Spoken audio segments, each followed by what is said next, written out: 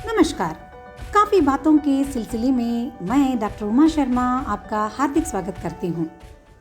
कुछ समय के लिए आप अपनी उम्र भूलकर आपके शाला के दिनों को याद कीजिए।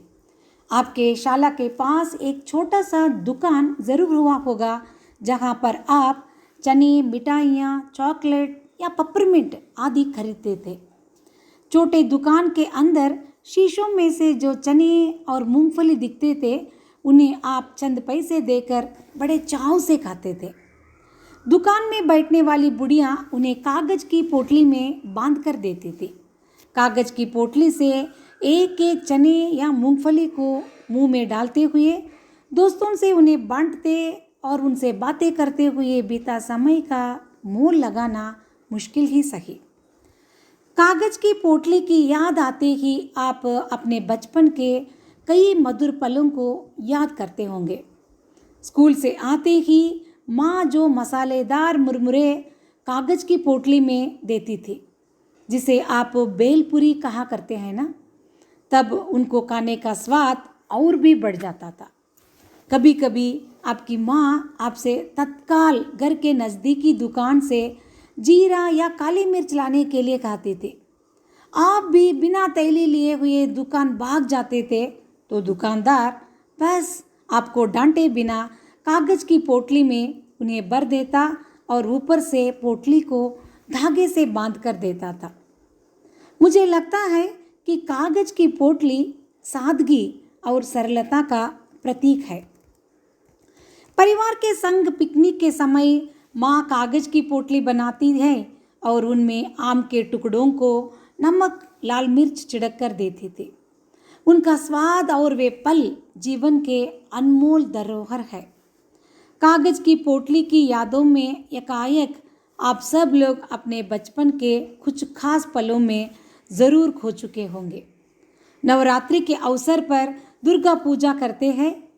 पूजा का प्रसाद और मिठाइयों को बच्चों को कागज़ की पोटलियों में लपेट कर देना रिवाज जैसा बन गया है। आजकल बड़े बड़े मॉल में, सिनेमा थिएटरों में पॉपकॉर्न को कागज़ की पोटलियों में खाना हम सब लोग पसंद करते हैं।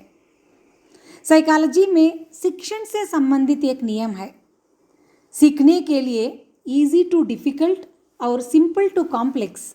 यह थियरी सरल से कठिन विषय सीखने के संबंध में बताया गया है, मगर आज हम अपनी जीवन शैली को भी इसी सिद्धांत के तहत आगे ले जा रहे हैं।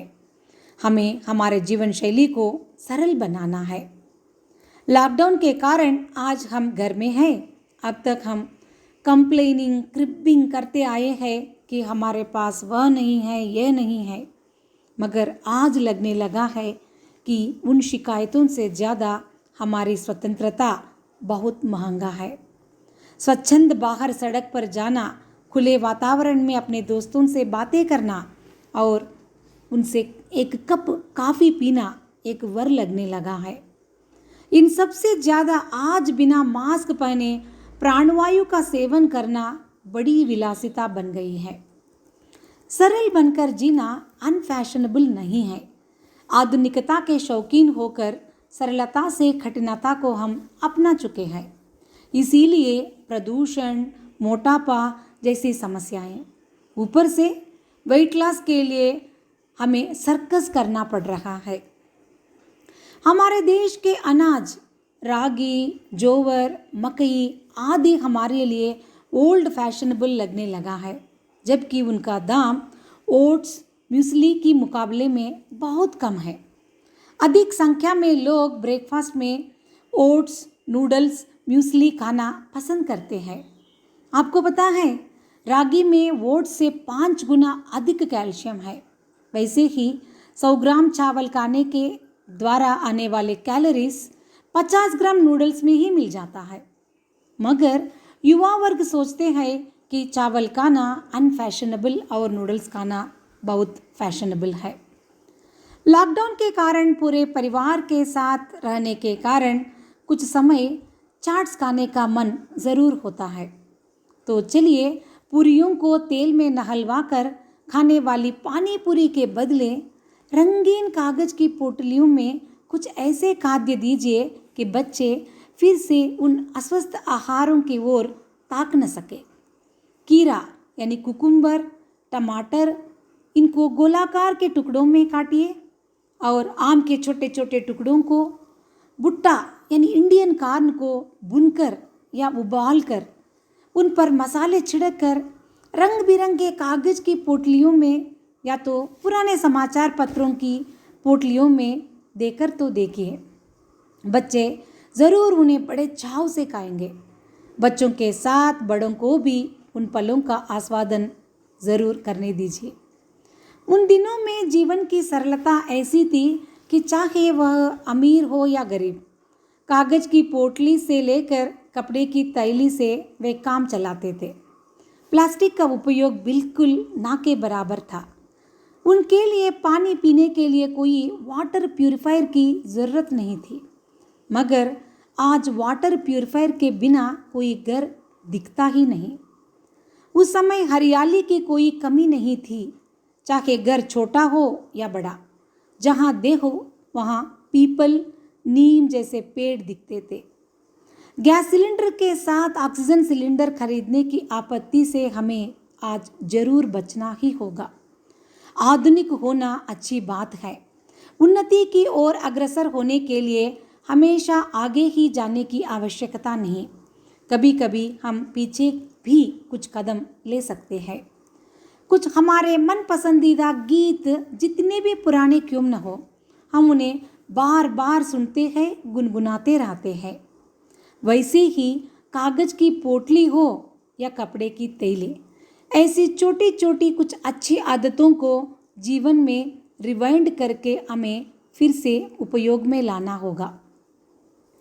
जगजीत सिंह की इन पंक्तियों के साथ आज कागज़ की पोटली को भी मिलाने का मन कर रहा है।